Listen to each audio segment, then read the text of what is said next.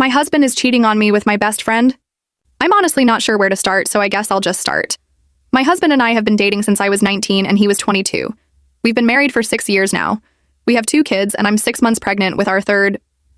2 years ago, I found out my dad has stage 3 colon cancer.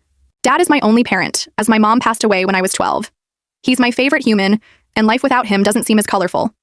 His laugh is contagious, and he gives these big bear hugs that seem to make all of your broken pieces feel like they're perfectly in place again.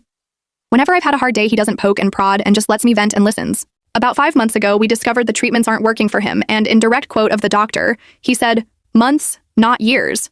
Since then, he's gotten progressively worse, and now is losing memory.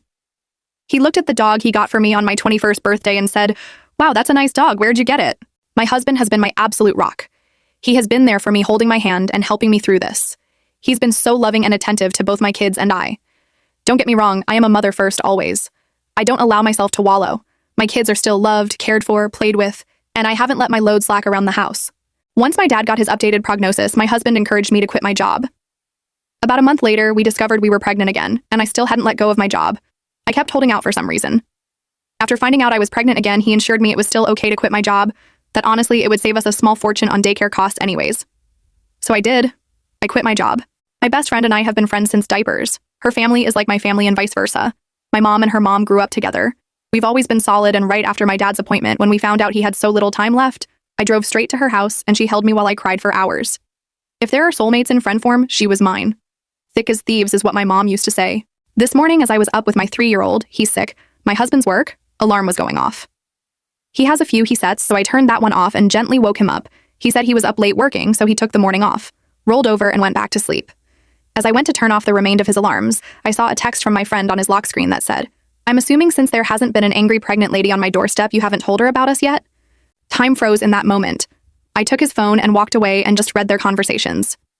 4 months this man has been effing my best friend. 4 months these people have been lying to my face. And I know what you're going to say. You should have seen the warning signs. But I've been clutching this phone in my hand for 2 hours and nothing. He has been so loving and attentive to me, but he always has been. So kind and gentle. There has been no late night work nights, except for once in a blue moon. There has been no lingering touches between them or even glances. They act as they have since the day I first introduced them. How sick is it that she calls him her brother, but she screws him? I know so many people get a moment of clarity in situations like this, but I have none.